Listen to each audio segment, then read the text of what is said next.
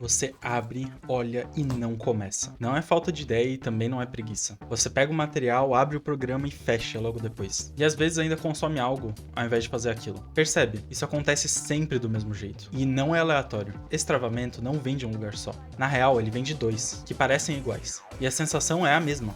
Paralisia. Mas eles não são a mesma coisa. E quando você confunde de onde ele vem, fica ainda mais difícil de lidar. E você trava ainda mais. Por dentro é como se você sentisse que o corpo não vai. Parece que tudo tem um peso enorme que tá te impedindo de ir em frente e de tomar qualquer ação. Por fora, pra quem vê, até parece preguiça. E quando você percebe que é essa leitura que estão fazendo de você, o peso aumenta ainda mais. E tudo vira uma coisa só: travamento. Mas nessa narrativa que eu te contei, existem duas coisas que têm diferenças cruciais. Às vezes, o medo aponta pra fora, mas às vezes o medo aponta pra dentro. A sensação é diferente, mas o resultado é o mesmo, você só trava. E aqui eu quero te apresentar algumas ferramentas para você diferenciar e enfrentar esses medos. E primeiro eu vou falar do medo que envolve outras pessoas, e depois do medo que envolve você. E porque cada um pede uma ferramenta diferente. Quando você pensa em começar e não vem a ideia do erro em si, mas o que vem primeiro é a sensação de alguém te olhando, e principalmente não as pessoas de uma forma abstrata. Quase sempre é alguém muito específico. Um rosto que parece muito claro na sua cabeça. Como dito no livro O Caminho do Artista, esses são os inimigos da sua autoestima.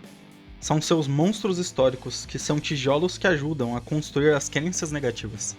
Ou seja, pode ser alguém que te criticou em algum momento e isso te fez muito mal. Por exemplo, um professor, um colega, alguém da família, ou até a internet inteira condensada em uma pessoa só. Ou até alguém que você quer muito impressionar. E antes mesmo de qualquer tentativa, antes de colocar qualquer linha no papel, esse olhar já tá lá. E aqui tem uma coisa muito importante. O medo não é do resultado final. Ninguém tem medo de que vejam algo bom. O medo é o do meio do caminho. De alguém ver você tentando algo que não tá acabado. E te enxergarem como amador ou pior, iludido. O medo é de errar em público e parecer menos, enquanto ainda tá tentando. E aqui acontece um erro muito comum. Confundir a tentativa com seu valor pessoal. Como se fazer algo ruim significasse ser alguém ruim. Diante disso, o corpo tenta se proteger. E a forma mais óbvia de proteção é não ser visto. Então você começa a esperar o momento certo. O momento que você vai estar mais confiante. E começa a planejar demais. E esse jeito disfuncional de agir pode vir de várias maneiras. Por exemplo, consumir conteúdo sobre aquilo que você deseja fazer ao invés de testar. Comprar um curso, por exemplo, e não ver. Ou ver o curso e não fazer. Planejar vira um jeito elegante de se esconder. E quanto mais você espera, mais sério tudo fica. Porque agora você já investiu tempo demais. E tudo tem que sair perfeito. E esse é o tipo de medo que não some só pensando sobre ele. Ele só começa a diminuir depois que você agir sobre ele. E começar a se mover. Tudo começa em movimentos pequenos e ações palpáveis. Como uma exposição controlada ao seu medo. O corpo vai reagir, mas ele não pode decidir quem está sob controle. Você tem que usar esse medo como uma forma simbólica de mostrar o significado das coisas. Se você tá com medo, isso não significa que você é ruim ou errado. Isso significa que isso importa pra você. Não significa que não deve ser feito. Significa que é muito importante ser feito. E esse medo só vai se aliviar quando você se mover mesmo com ele ali. Por outro lado, a gente pode ter outro tipo de medo. Quando o medo aponta pra dentro, a situação muda. Não tem ninguém olhando, mesmo você sozinho, você trava. E o que vem não é a ideia de crítica externa, e sim a sensação de incapacidade. O medo de confirmar algo ruim sobre si mesmo. Aqui, o medo não é de errar, é de confirmar. Se eu tentar e sair ruim, isso é a prova de que eu não sou bom e que eu não sou o suficiente.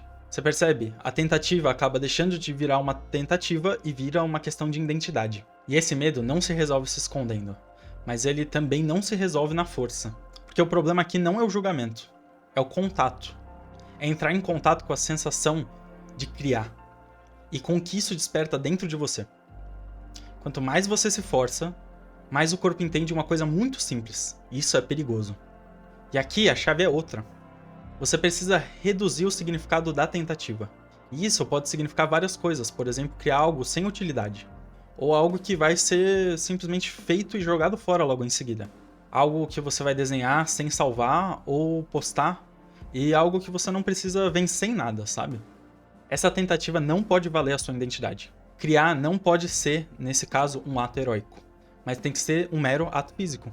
como um gesto simples que não prova o seu valor. E quando não tem avaliação, o corpo relaxa. Então, em resumo, o medo externo pede para começar sem plateia, e o medo interno pede para começar sem julgamento. A sensação é muito parecida, mas a solução não é a mesma.